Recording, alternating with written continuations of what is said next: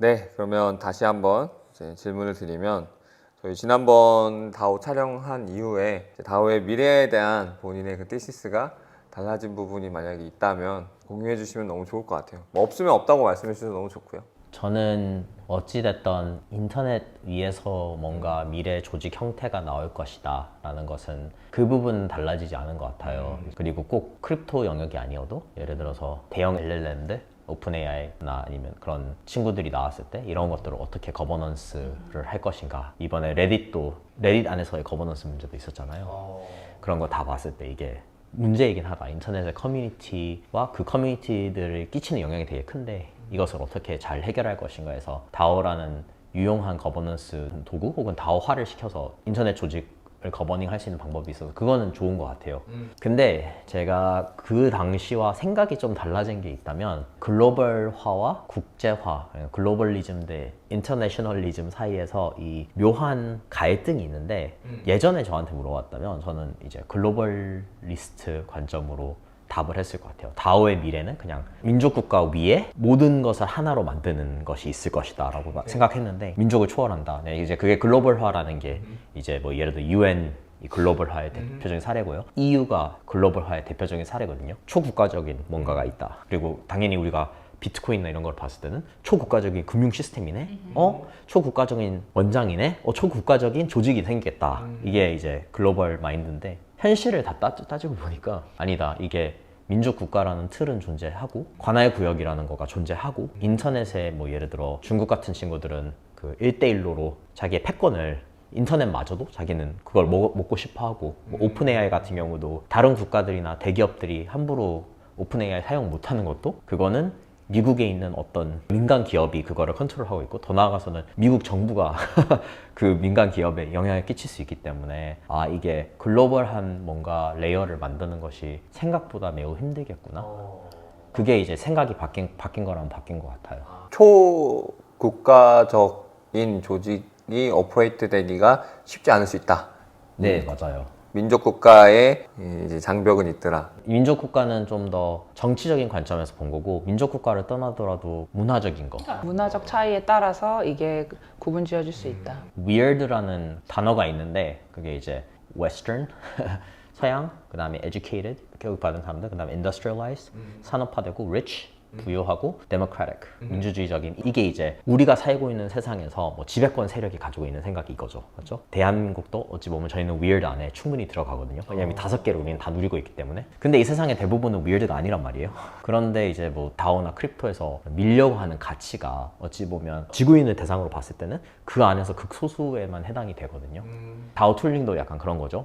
이게 뭐 미국 실리콘밸리 어딘가에서 사람들을 위해서 됐다면 이 툴 가지고 고스란히 저기 동남아 어디 가서 적용하면 돼야 돼. 근데 그럴 수가 없는 게 그쪽 사람들도 다르고 그 환경도 다르고 그게 다 다른 상태에서 어떻게 그렇게 좀 아니라는 생각이었죠. 그거를 요즘 많이 느끼고 있는 것 같습니다.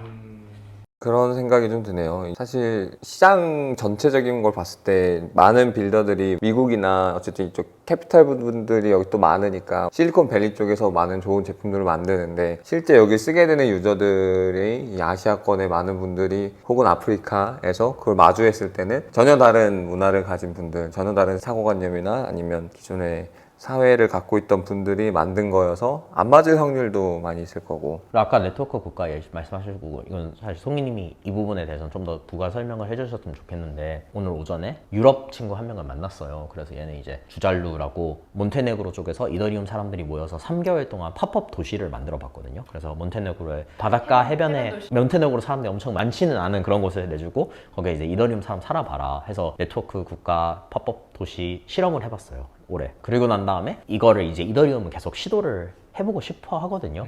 그래서 이 친구한테 그거 너무 좋은데 솔직히 말해서 아시아에서는 그거와 전혀 반대 양상을 띠고 있다. 그게 뭐냐면 한국은 아직 안 하지만 일본이나 대만 같은 경우가 다오 친화적인 거, 크립토 친화적인 거를 그런 제도를 이제 통과시키려고 하고 국가 간에서 국가가 다오를 어떻게 활용할지 이런 것에 대한 생각을 하고 있단 말이에요. 그래서 이것을 이제 말해주니까 그 친구 반응은 근데 나는 기관을 못 믿겠어. 근데 이해돼요. 그게 위어드가 원래 가져야 되는 생각이 그거거든요. 근데 우리는 그런 생각 안 가지고 있잖아요. 기왕이면 화합하면서 하는 거고 국가를 못 믿겠다? 뭐 국가가 그래서 이해는 되지. 완벽하진 네, 않지. 맞아요. 완벽하진 않지. 그렇다 해서 그러면 다 엎어버리고 뭐 디스럽션을 우리가 할 거냐 하면 그런 건 아니어서 요즘에는 돌아다니면서 저는 이념적인 부분에서 오히려 서양 애들하고 맞붙게 되는 것 같아요. 맞아요.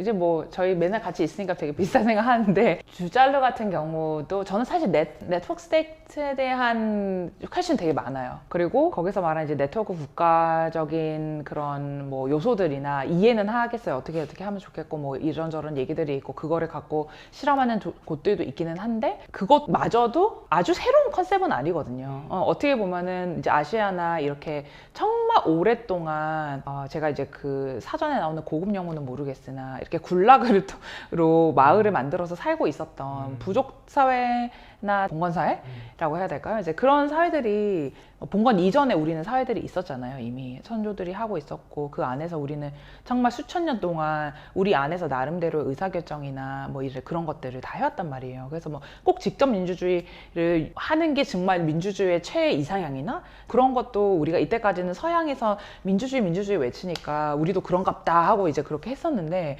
이제 조금씩 아시아에서 그 서양적 민주주의가 진짜 우리한테 맞는 민주주의가 맞나? 이제 그런 퀘스처닝을 많이 하고 있고 저희가 최근에 이제 ABCD라고 Asia Based Community DAO라는 어떤 이니셔티브를 이제 만들었는데 이제 그거는 아시아에 있는 사람들이 그러면 우리 선조들뿐만 아니라 아시아가 갖고 있는 DNA에 안에 있는 커뮤니티와 콜렉티브의 정신 그리고 그거에 대한 프랙티스들 그런 것들이 어떻게 진짜 미래의 커뮤니티를 만들고 새로운 스테이트를 만들거나 새로운 국가를 만들거나 새로운 시스템을 만들 때 필요한 어떤 자원으로서 사용될 수 있을까? 이제 그런 고민들을 좀 하기 시작했어요. 그러면서 이제 좀 보니까 대만도 너무 다르고 대만은 또 다오하는 친구들이 또 액티비스트스러운 애들이 되게 많은 거예요. 그리고 정부도 그거에 대해서 이제 스테이트가 없으니까 정부는 나라로 인정받지 않기 때문에 어쩔 수 없이 민간이랑 협업을 엄청나게 많이 해야 되고 민간을 레버리지 하지 않으면 얘네들은 국제 무대에서 씰이 없는 거예요. 그래서 같이 뭐를 되게 많이 하고 그러니까 너무 나라마다 다른 내러티브들이 있는 거죠. 나라의 바잉 파워가 좀 약하네요, 여기는. 예, 우리나라랑 예. 비교해보면. 맞아요. 이제 그래서 오히려 좋은 거는 민간이랑 같이 협업을 너무 많이 하려고 하고 지금 자기들이 갖고 있지 않은 그 파워를 어떻게 하면은 탈중앙화 또는 웹3 크립토를 활용해서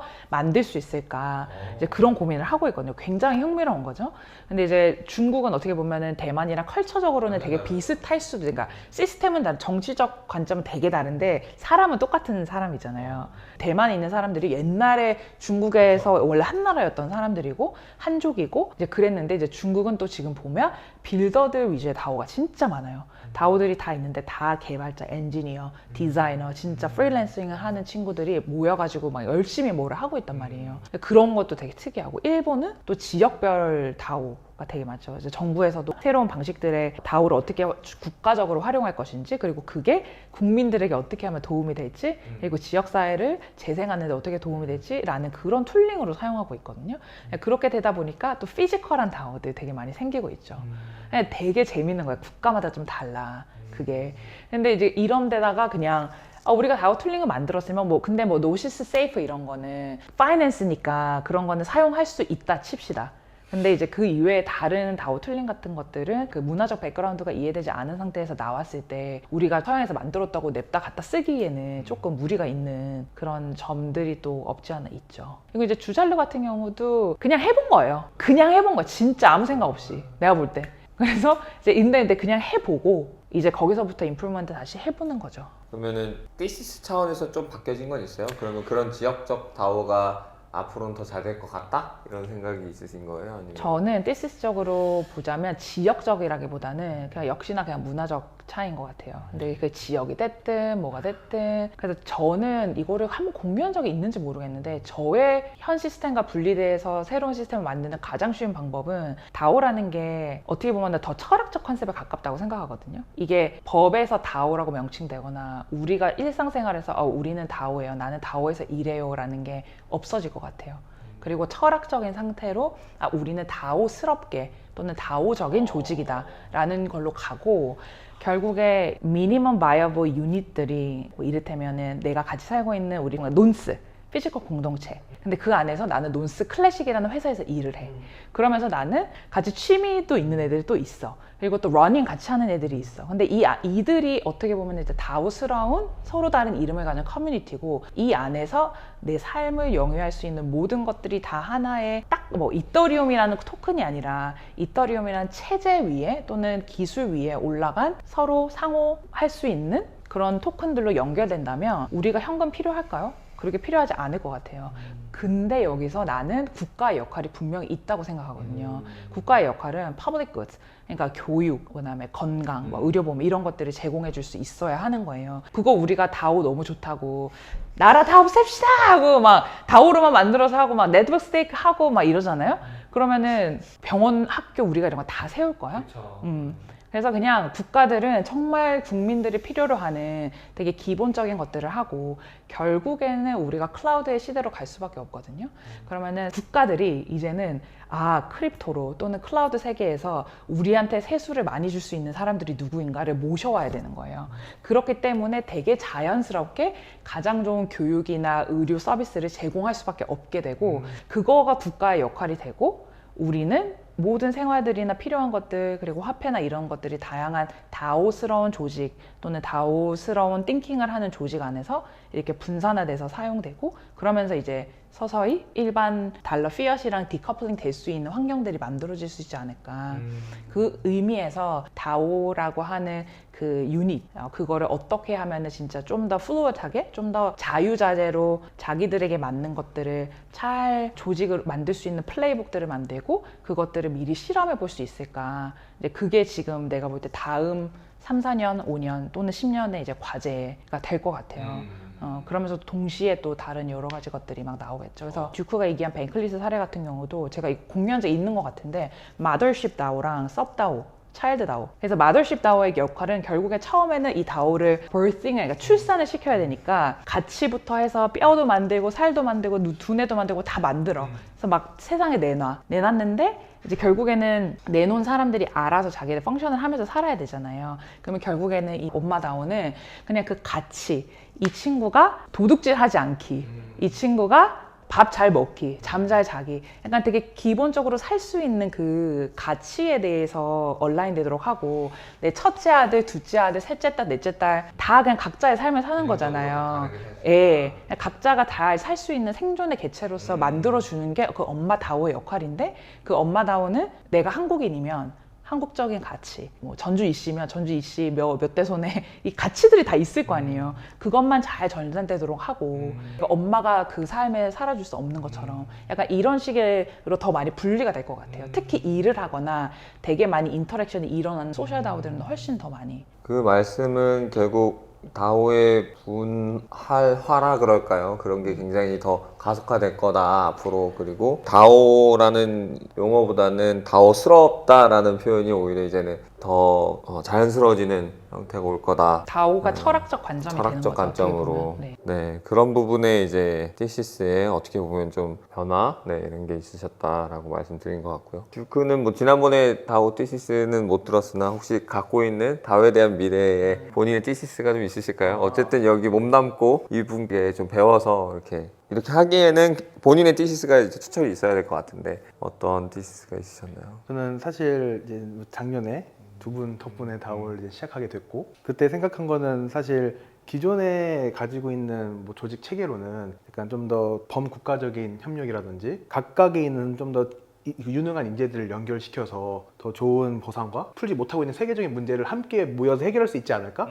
그런 좀 약간 환상을 가지고 들어왔던 것 같아요. 그리고 사실 이걸 하면서 그 환상은 와장창 깨졌는데, 이 환상을 심어줬던 건 사실 뭐 블록체인, 온체인, 크립토라는 도구들 덕분이었어요. 그리고 그 도구만 있으면 가능하겠다. 근데 저는 이제는 뭐 오마카세 셰프가 아니었던 거죠.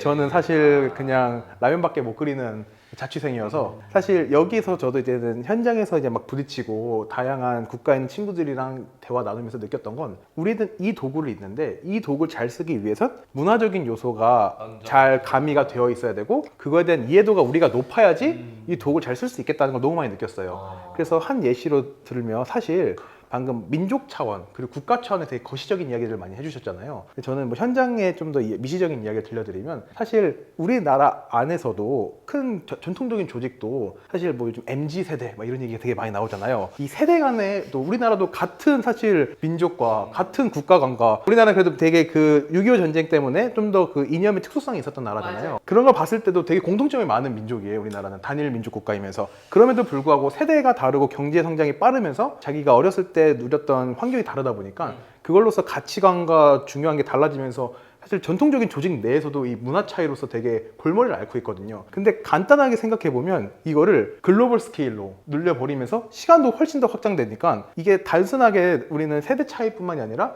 각 나라의 문화, 종교, 그 다음에 사상 이런 게 혼잡되니 이제는 제가 훨씬 더 어려워지게 되는 거죠. 그래서 단순하게 일을 할 때 우리가 기계가 아니잖아요. 방금 말했던 휴먼 터치도 중요하고 상호 간의 존중도 중요한데 제가 사실 이 친구한테 배려로서 했던 행동이 그 친구한테 되게 뭔가 얘 나한테 왜 이래? 왜 너무 사적인 이야기를 나한테 왜 하지? 이렇게 되는 걸 수도 있고 쟤는 너무 자기 이야기 안 하는 거 아니야? 나랑 너무 거리 두고 싶어? 사실 이런 거는 약간 개개인의 성향도 있고 각 문화적인 문화도 있잖아요. 그래서 저도 약간 글로벌 컨퍼런스 가면은 제가 다오 하는 친구들 중에서 되게 약간 미국의 히피 문화 되게 사랑하고 자유와 박애 뭐 이런 걸 추구하는 친구들이 너무 많은데 사실 전 잘 안 맞거든요. 그래서 그런 데 가면 진짜 너무 힘들어요. 근데 더군다나 저는 거기 뭐 유럽이나 미국에서 하니까 시차도 안 맞으니까 밤 되면 죽겠는데 애들 거기서 사교 모임 네트워킹하고 그러면 야 너는 우리 싫어해? 우리랑 같이 뭐 지내는 게 너무 싫어? 사실 그런 건 아니거든요. 그래서 나 너무 너네 좋아해. 그래서 거기서 막 한국 바베큐 막 만들어주고 막 이랬었는데 좋아하니까 비행기 타고 그렇죠. 좋아하니까 갔죠. 그러니까 오히려 그런 약간 사소한 직접 물리적으로 이렇게 만나고 바로 이렇게 오해를 풀 수 있지만 이거를 온라인으로서만 한다고 하면은 더욱더 이제 서로 간의 거리가 멀어질 수밖에 없죠. 그러니까 우리는 좋은 도구를 갖고 있으나 이걸 해결하기 위해선 문화적인 맞아, 우리 이해도도 받쳐줘야 높아져야 되고 시간이 걸릴 수 사실 있다. 우리가 글로벌로 다양한 국가들의 협력을 잘 하기 위해서는 어떻게 나아갈 수 있을까. 그래서 사실 미국에서도 사실 이제 이민 국가다 보니까 여러 문화가 섞여 있었고 사실 캐나다도 이민 국가지만 사실 캐나다와 미국이 이거 또 발전된 문화 양상은 다르잖아요. 아마 그런 형태로 다오만의 또 새로운 문화 인류학자가 나타나서 새로운 문화 방향성을 제시해주고 다오 문화가 나올 수 있다. 기존에 이제 가졌던 그런 문제를 해결해야 전 다오의 꽃이 필 수 있지 않을까. 그래서 뭐 미국이 세계 최강대국이 된 이유 중 하나가 전 세계에 있는 탤런트들이 다 모여서 하나의 새로운 국가를 만들었잖아요. 그런 것처럼 전 세계에 있는 탤런트들이 이 다오 생태계에 모였지만 이걸 잘 할 수 있는 건 우리가 또 그런 좋은 문화가 있어야 되기 때문에 그게 이제는 돼야 좀 꽃을 필 지 않을까. 그래서 첫 번째로 저희는 너무 이 크립토와 블록체인 기술에 대한 맹신으로서 좀 한번 몰락했던 것 같고 이제 또 깨달은 거죠. 우린 이건 있어. 우리는 뭐 좋은 도구와 좋은 리소스와 자원이 있어. 하지만 이거를 잘하기 위해선 문화도 필요해. 그래서 좀 새로운 페이지가 시작됐고 저는 그 격동기에 이제는 좀 들어갔던 것 같습니다. 재밌네요. 오늘 되게 중심적으로 나오는 게 결국 컬처 퍼스트에 대한 리그렛 이런 것들이 다오 씬에서 많이 나오고 있다. 사람의 성격 행태를 뛰어넘는 무언가는 사실 아직 시간이 더 필요하거나 아직 요기만을 위한 이 우리의 그런 기술을 따라가는 우리만의 그런 관습적인 게 필요하다. 이게 다오의 새로운 문화들 말씀하신 것처럼 이런 게 또 중요한 부분이 됐네요. 약간만 네. 얘기하자면 크립토가 실리콘밸리 미국인 테크에만 있었을 때는 컬처 퍼스트라는 생각 자체를 그게 불가능했어요. 왜냐하면 할 필요가 없잖아요. 그 사람들만 썼으니까. 네, 일단. 그들만 썼으니까. 근데 이제 이게 확장을 했고 처음에는 그냥 금융으로 했으니까 뭐 돈은 이제 유니버셜 하니까 그래서 이제 그 돈으로 있었을 때도 문제가 안 됐던 것 같아요. 근데 이제 이게 사회적 측면으로 딱 내려오면서 우리가 깨달은 거는 문화에 대해서 인지 자체가 없구나.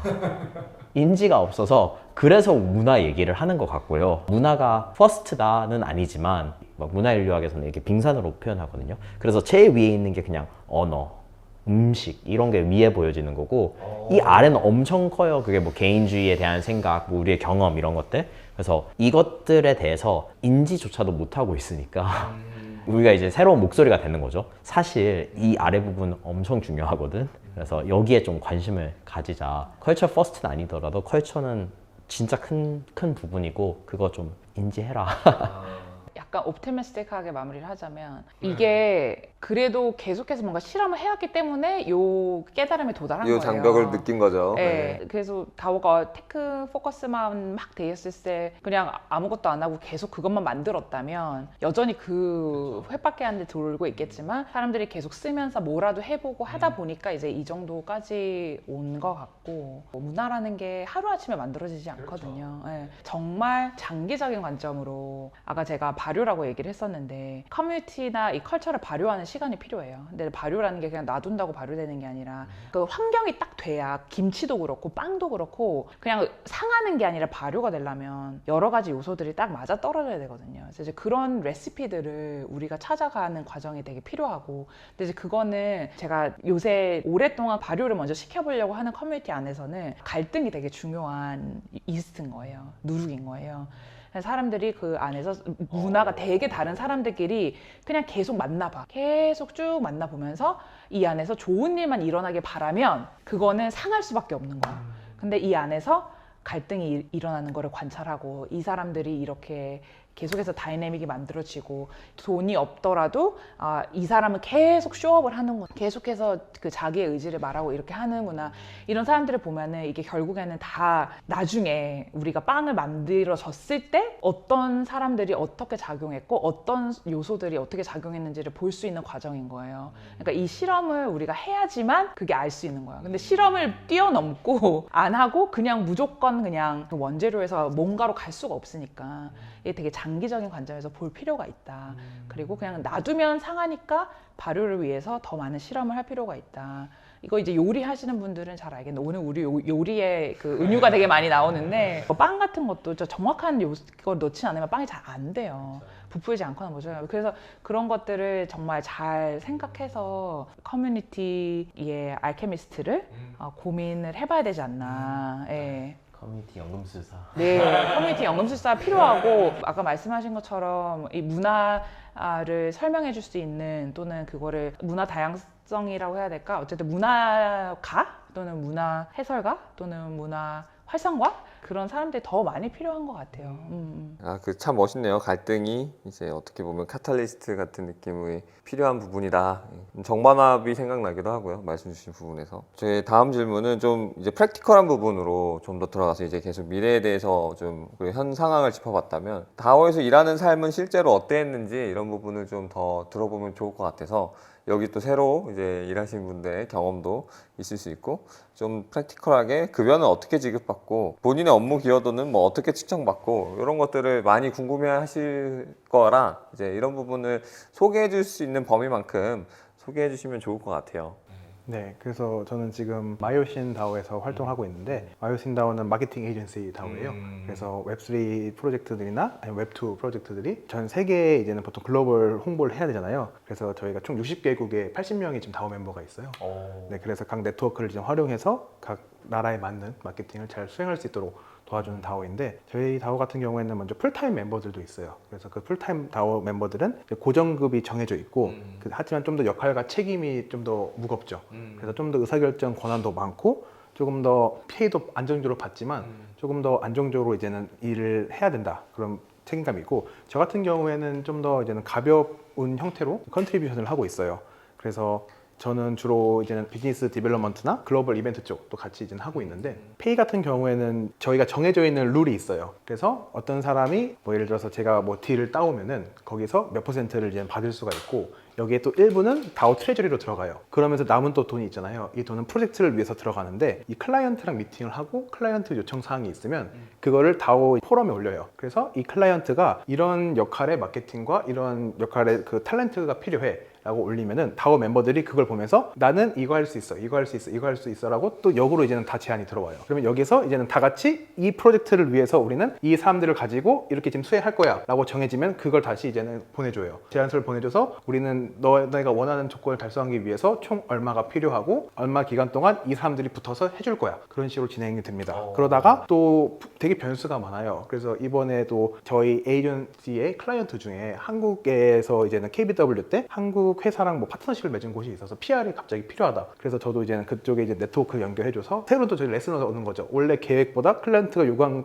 게 더 있을 때는 어떻게 해야 된다. 뭐 이런 식으로서 또 계속해서 노하우를 쌓고 있습니다. 그래서 그런 식으로 저희는 페이가 나가고 이거는 좀 프로젝트 클라이언트 단에서 움직일 때고 저희 마이오슨에서 이번에 마이오슨 익스피리언스라고 해서 방금 얘기해 주신 것처럼 그 문화적인 그리고 초국가 간의 그 화합을 되게 중요시해요. 저희 다오는. 그렇기 때문에 한국에 처음 왔으니까 한국에서 하고 싶은 게 뭐 삼겹살집 가기, 그다음에 한국 야구장 가서 뭐 치킨 맥주 먹기, 그다음에 한강에서 보트 타고 뭐 선셋 보기 막 이런 거 너무 하고 싶다는 거예요. 그러면서 제가 그런 것들 매니지하는 건 다 도와줬거든요. 근데 이런 거 할 때는 사실 저희가 뭐 클라이언트라든지 이런 게 없으니까 저희 내부에 이제 토큰이 있어요. 그래서 커뮤니티 기반 토큰이 있고 그 토큰으로서는 저희 트레저리 접근 권한이라든지 좀 더 그런 권한을 얻을 수가 있어요. 그래서 그런 식으로 마이오슨 다오는 지금 작동을 하고 있고, 그리고 하나 좀 재밌는 이야기가 있으면 사실 저희 다오 안에 있는 사람들은 웹3라든지 다오에 대해서 이해도가 매우 높기 때문에 사실 다오로서 작동이 잘 되는데, 문제는 클라이언트를 만들 때 너네 다오라고? 그러면은 예를 들면 세운계산서 발행은 어떻게 해주니? 우리는 어떻게 너네랑 대응해야 되니?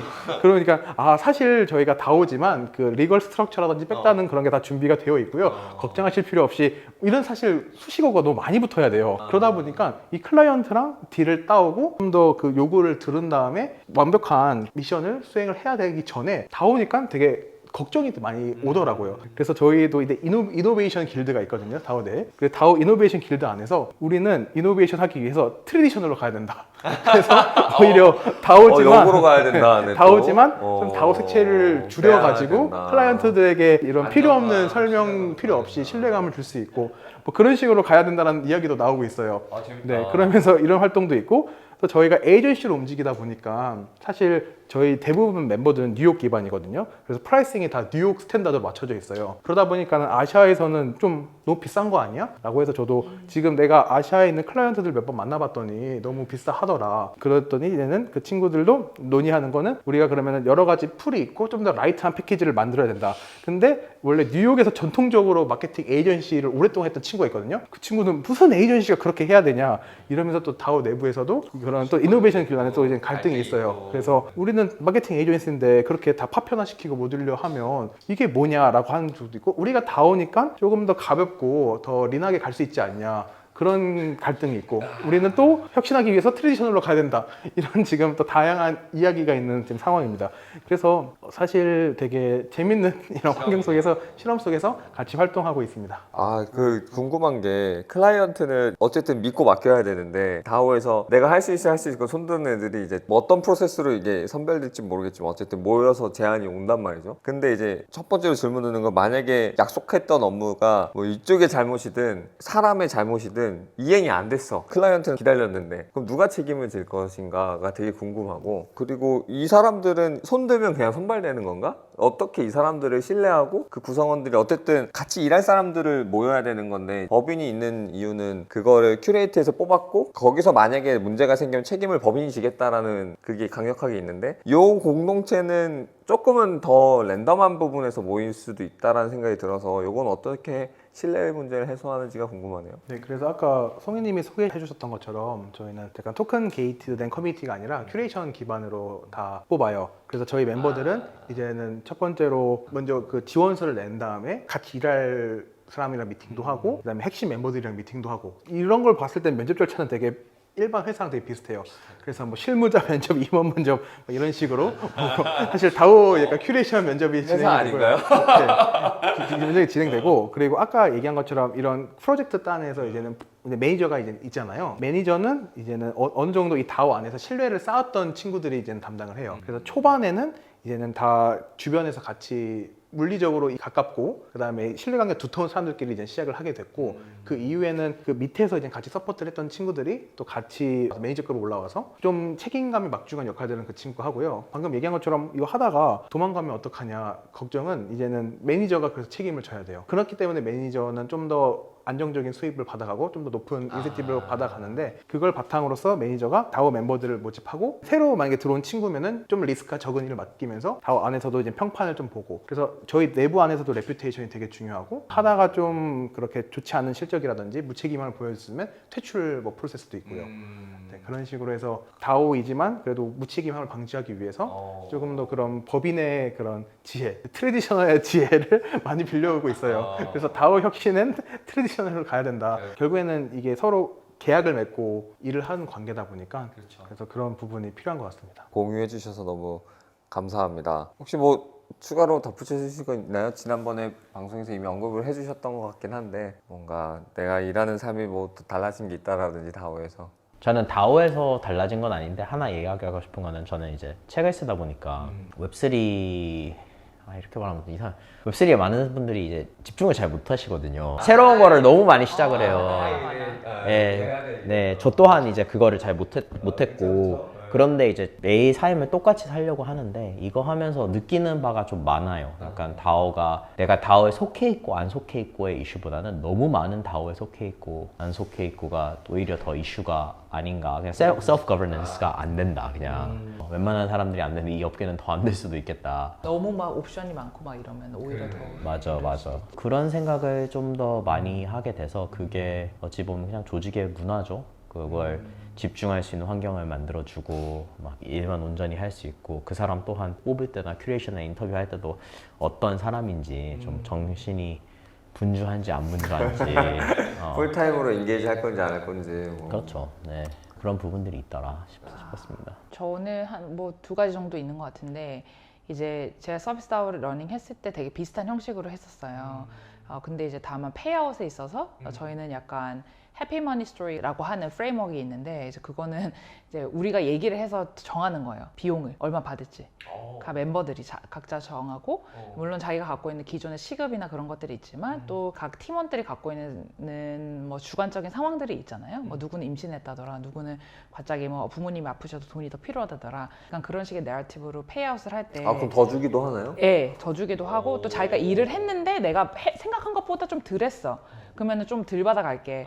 내가 생각한 것보다 좀 많이 했어. 그러면 좀 더 필요할 것 같은데 나는 조금 더 과감한 이제 시도를 하는 거죠. 그 위에는 되게 다 비슷하게 했었어요. 그 대신에 우리가 뭐 어떤 매니저라는 용어를 사용하기보다는 리드라는 용어를 사용을 했었고 이건 아직 실현된 건 아닌데 스포다워에서 하고 싶은 거는 진짜 우리가 말하는 풀서클 리더십이라고 하는 그러니까 리더들이 그 프로젝트마다도 있겠지만 이제 다오를 운영하는 자체에서 처음에 필요한 비저너리 같은 우리 같은 사람들이 만약에 들어왔어요. 다음에 오퍼레이션 해야 될 때는 진짜 오퍼레이션을 잘하고 좋아하는 사람이 그 다음에 이제 리더가 되는 거예요. 비저너리들은 좀 물러나고 그러다가 또 챌린지가 왔어요. 그럼 문제 해결에 탁월한 사람이 들어와서 이제 그런 거를 해결하거나 약간 이런 식의 거를 그러니까 저희는 사실 저희 내부에서 자기만의 다오 DNA를 파악하는 프로세스를 한 적이 있거든요. 그래서 내가 어떤 리더인지를 알고 있고 그 과정들을 통해서 내가 스텝업 할 때는 언제고 이 사람이 스텝업 지금 했지만 내가 스텝 다운하고 스텝업 해야 되는 순간이 온다라는 거를 인지하고 있는 것 자체만으로도 저는 되게 훌륭한 것 같거든요.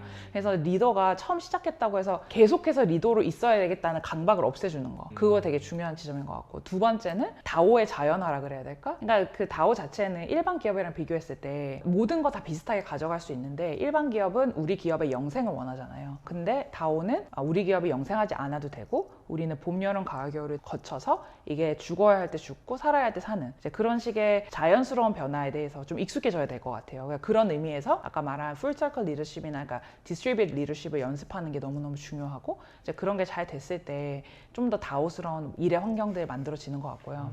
근데 이제 이게 서비스 다오나 일을 같이 해서 돈을 벌어야 되는 다오들은 뭐 마요신이나 아니면 제가 했던 서비스 다오 모델이 되게 잘 맞는데 그렇지 않고 그냥 미션으로만 모인 다오들이 있잖아요. 그런 데들은 진짜 플레이북을 잘 만들고 그다음에 의사결정 과정을 되게 재밌게 만들고 결국엔 사람들이 여기에 와서 얻는 거는 belonging이랑 그다음에 재미거든요. 그래서 그 두 가지를 위주로 잘 디자인을 좀 해주면 훨씬 더 좋은 것 같아요. 네, 그래서 꼭 미션이 이렇게 있으면 그 밑에 self-driven 태스크들이나 self-organized 태스크들 만들어서 자기들끼리 재미 느끼면서 이렇게 할 수 있게 해주고 결국에는 다오에서 프로포절 해가지고 기존 다오처럼 그냥 프로포절 해서 돈 받아가고 또 돈을 모으는 친구들은 또 그들이 인터널 롤을 함으로써 또 비용을 받아가고 또 이제 그런 식으로 정말 딱 업무들이 있을 때 그거를 잘 아이덴티파이하고 인센티브를 다 잘 디자인하면 되게 그냥 상식적인 조직 그게 그냥 핵심인 것 같아요.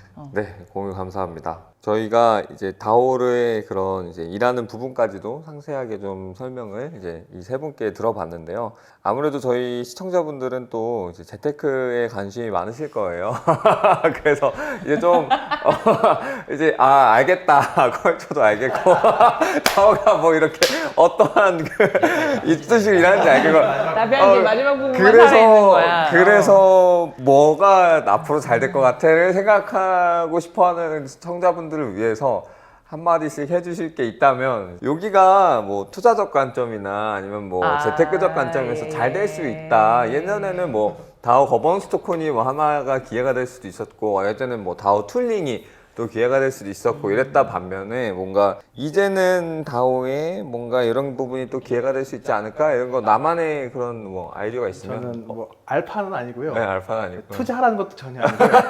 추천하지 그쵸? 않아요. 저희 투자 추천하지도 권유 않는데 방송 아닙니다. 제가 예. 그냥 좀 보면서 참고하면 좋겠다는 네. 다오가 하나가 있는데 그 ENS 다오거든요. ENS 다오. 네, ENS 다오는 먼저 이더리움 네임 서비스를 이제는 하고 사실 그 ENS를 운영하는 뭐 프라이빗 컴퍼니도 있고 파운데이션도 있고 다오도 있어요. 되게 뭐 복잡한 뭐 체계로 운영되고 있는데 제가 여기를 보면 좋겠다 하는 거는 첫째로 ENS가 프로토콜 자체가 사실 그 도메인 네임 서비스라는 원래 인터넷에서 그 IP 주소를 우리 뭐 www.nonsclassic.com처럼 이렇게 변환해주는 서비스랑 사실 다를 게 없어요.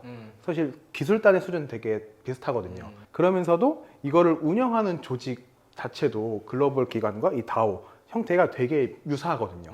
그러면서 사실 ENS는 지금 돈을 버는 다오예요. 그렇죠. 그래서 ENS에는 다 그 장부가 공개되어 있거든요.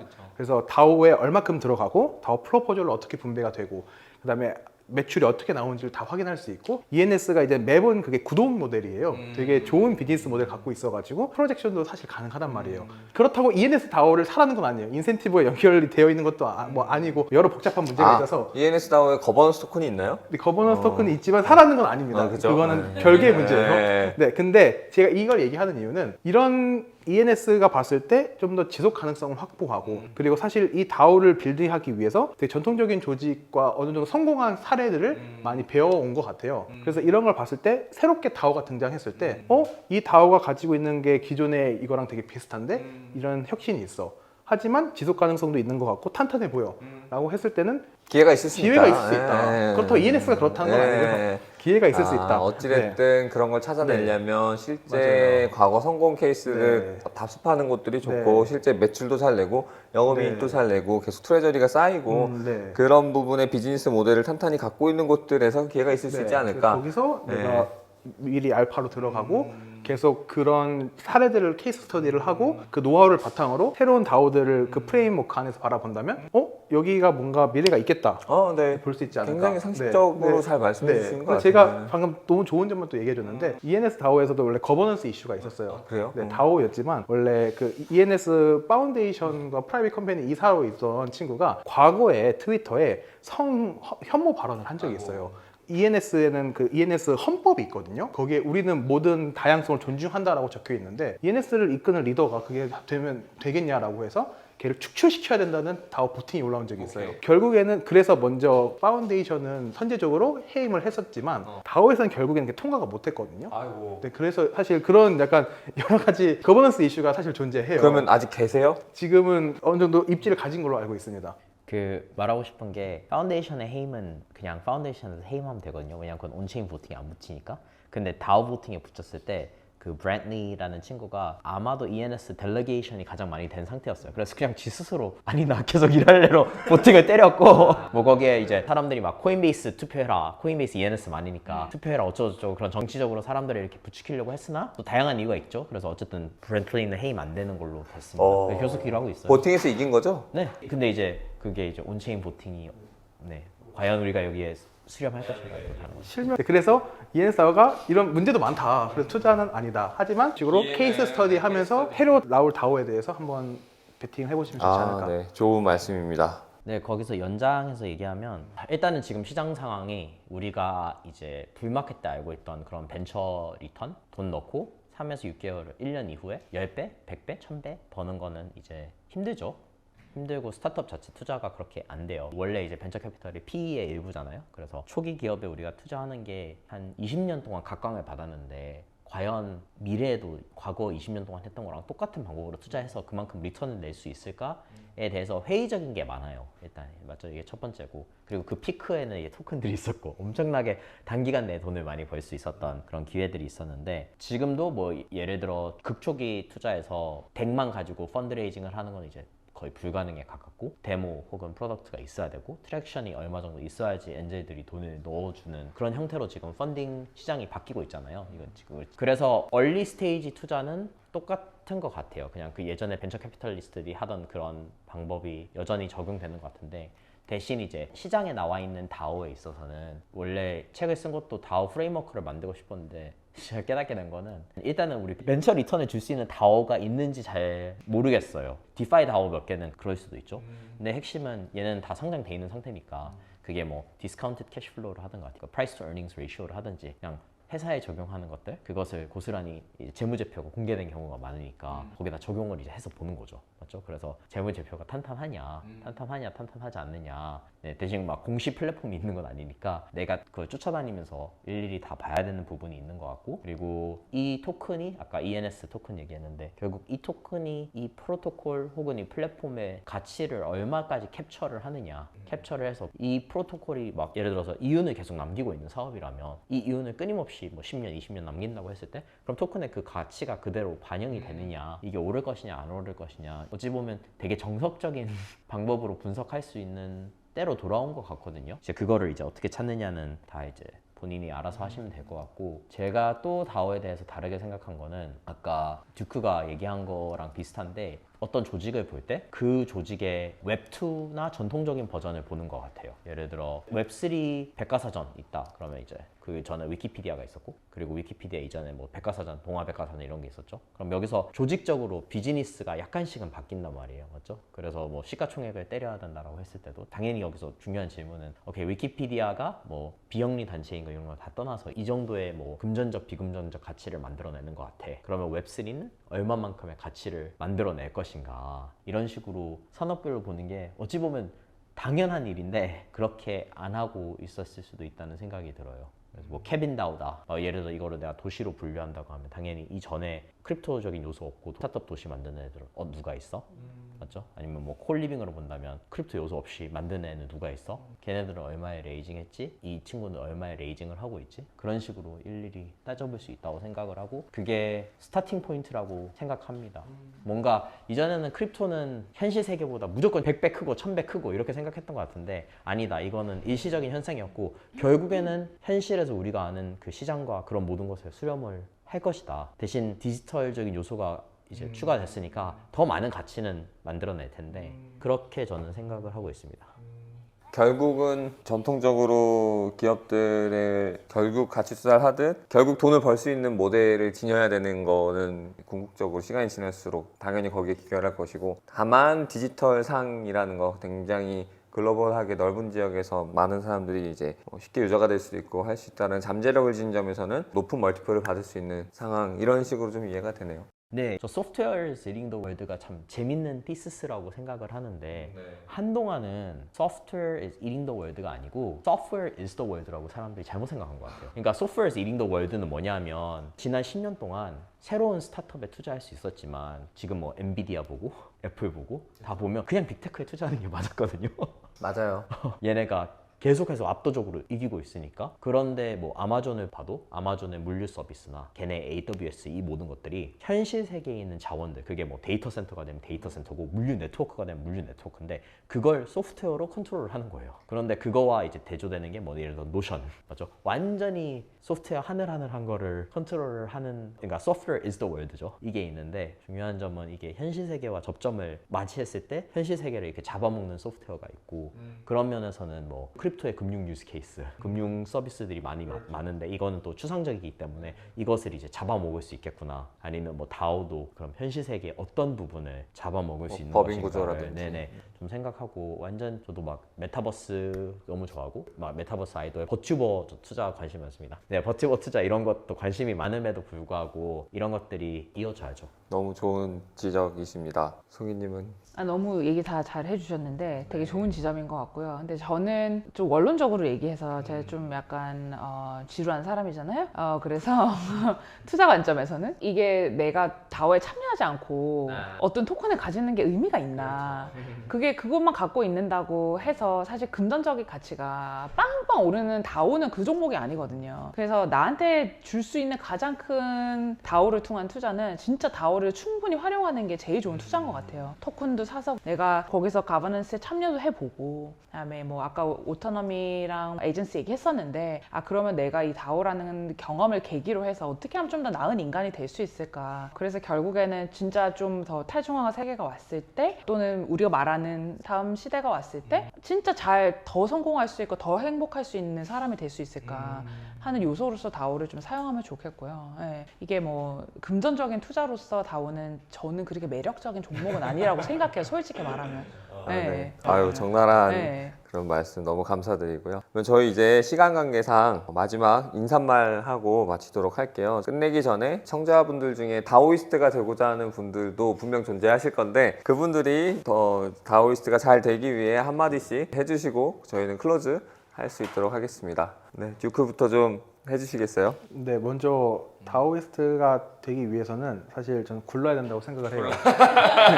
이 굴러야 되는 게 사실 지금 막 새롭게 문명을 만들고 움직이는 상황이다 보니까 오프라인으로 뭐 직접 세계를 돌아다니면서 이렇게 하는 것도 너무 좋지만, 사실 먼저 디스코드나 이런 다오 커뮤니티에 들어와서 거기에 막 위클리 콜도 있고 여러 가지 그 모임이 있거든요. 거기에서 자기의 존재감을 계속 드러내고, 단순하게 그냥 경청하는 게 아니라 계속 이야기도 해보고 좀 더 인터랙션을 온라인 상에서 먼저 많이 시작하는 게 되게 중요한 것 같아요. 그래서 아까 송이님도 다오를 하기 위해서는 토큰을 사는 게 아니라 직접 해봐야 된다 말씀하셨는데, 잘 모르겠으면 거기 가면 나 모르겠으니 도와줘라고 계속 외치고 다니면 누군가 와서 도와주거든요. 그래서 저도 처음에 뱅크리스 다오 시작했을 때 어떻게 해야 될지 몰라서 계속 물어보고 다녔어요. 야, 그래서 나 어떻게 해야 돼? 어떻게 해야 돼? 어떻게 해야 돼? 그러면은 미안, 우리가 이런 가이드가 잘 안 돼 있었지, 내가 도와줄게. 그래서 그 친구랑 막 줌콜하면서 원원으로 막 도와줬었거든요. 그래서 뱅크리스 거버넌스는 이렇게 되어 있고 너네는 이렇게 준비하면 되고 이런 거 하면 된단다, 이런 식으로 찾다 보면은 결국에는 열리게 되어 있어서 저는 발로 뛰고, 지금은 조금 더 시스템적으로 좀 멋있게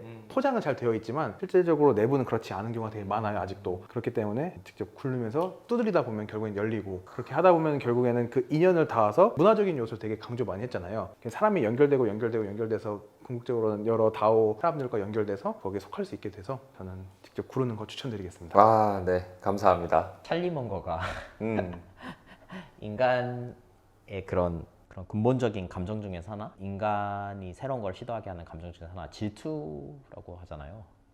네네, 학구적이지는 않지만 어쨌든 자기는 질투라고 하는데, 저도 제가 이제 다오를 탐구하는 지적 호기심을 떠나서 그럼 나는 진짜 원하는 게 무엇이냐라고 했을 때, 저 개인적으로는 이렇게 저렇게 돌아다니면서 살았고 한데 한국에서의 일할 수 있는 기회에 내가 국한되는 것이, 그게 좀 싫었던 것 같아요, 개인적으로. 그리고 그게 뭐 저의 개인주의 성향일 수도 있고 아니면 자유를 향한 갈망일 수도 있는 것 같은데, 그래서 제가 뭐 다오를 하거나 이런 것도, 내가 뭐 내 이름을 알릴 때도, 내가 네트워크를 가질 때도 우리나라 사람들 너무 좋지만 금전적으로는 나는 우리나라 이 반도에 얽매이고 싶지 않다라는 바람이 있었던 것 같고, 그래서 다오에 더 관심을 가지고 원격 근무 이런 데 훨씬 더 관심을 많이 가지는 것 같거든요, 개인적으로는. 그래서 이제 다오이스트 분들한테 이야기를 드리고 싶은 거는, 물론 대한민국에서 다오가 커지는 날도 있을 것 같아요. 어느 시점이 되면 뭔가 법이랑 이게 잘 맞물려가지고 그럴 수도 있는 것 같은데, 최소한 지금 이 단계에서는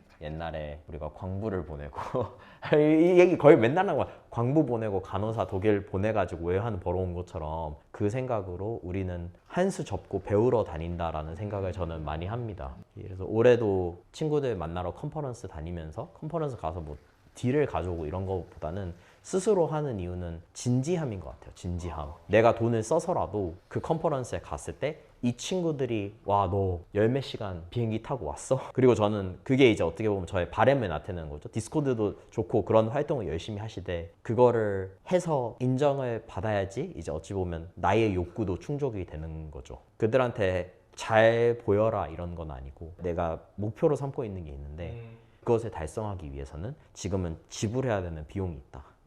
그래서 그 비용을 다오이스트가 되고 싶다면 마땅히 지불해야 되는 때인 것 같습니다.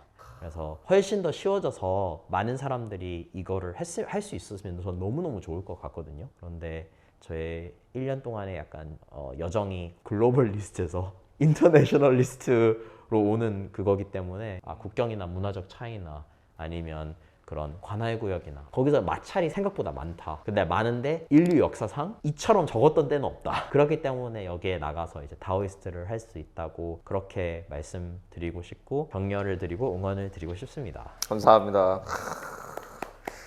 마지막으로 한마디 해주시죠. 저는 한국 사람들만큼 또 이렇게 책임감 있고 열심인 사람들이 없거든요. 그래서 다오를 들어봐서 관심이 좀 있었거나 또는 내가 이런 새로운 일의 방식을 실험해보고 싶거나 또 새로운 시대를 그리는데 좀 기여하고 싶다면 저는 지금이 정말 적기인 것 같아요. 아까 우리 얘기했었잖아요. 이게 다 장이 지금 안 좋아서 오히려 더 철학적이고 근본적이고 원형적인 거에 초점을 맞출 수 있다는 거? 그건 저는 정말 축복이라고 생각하거든요. 그래서 그런 분이 계시다면 지금 어떤 다오에 대한 질문 해보시고 내가 다오를 만들 수도 있고 조인할 수도 있으니까 그거를 디자인해보는 작업을 해보면 너무 좋을 것 같고 기회를 만들기에 지금만큼 좋은 시간은 없을 것 같아요. 그래서 불장이 또 되면 어떻게 해야 돼? 어떻게 시작해야 돼? 이런 질문에 답해주는 사람이 더 적어질 거거든요. 그래서 그냥 지금 또 시장이 좋아지는 거를 막 생각하고 바라는 건 아니지만 이때 준비를 잘 해놨다가 또 시장이 좋아졌을 때 더 많은 기회를 누리셨으면 좋겠고 또 한국인들이 가지고 있는 그 근면 성실함을 정말 잘 시장에서 또는 다오 씬에서 보여준다면은 저는 한국인만큼 또 잘할 수 있는 사람이 없다고 생각해요. 또 그것뿐만 아니라 한국의 이렇게 소셜미디어나 미디어를 보면 일에 대한 관심, 일 때문에 나오는 문제들, 일 때문에 죽어가는 사람들 다 그게 엄청 문제도 많고 해결책도 되게 많거든요. 사람들이 다 고민하고 있는 부분이고 뭐 서점에 가도 그런 책이 너무 많고 그런 자료들이 너무 많고 관심들이 굉장히 많은데 그 관심에서 물론 해결책을 기존의 것에서 찾을 수도 있겠지만 다오라고 하는 새로운 시도를 해볼 수 있는 용기가 있다면 거기서부터 또 시작해보는 것도 없던 기회를 만드는 정말 좋은 또 기회일 수도 있을 것 같아요. 그래서 지금 한번 해보시면 좋을 것 같다. 네. 너무 좋은 말씀입니다. 네, 그러면 세 분의 긴 시간 동안에 거의 약 2시간 동안 저희가 진행했는데 이제 다오에 대한 후속 편은 지금은 요 멘트들로 마치도록 하겠습니다. 지금까지 긴 시간 내주셔서 그리고 좋은 인사이트를 또 공유해 주셔서 대단히 감사드립니다. 감사합니다.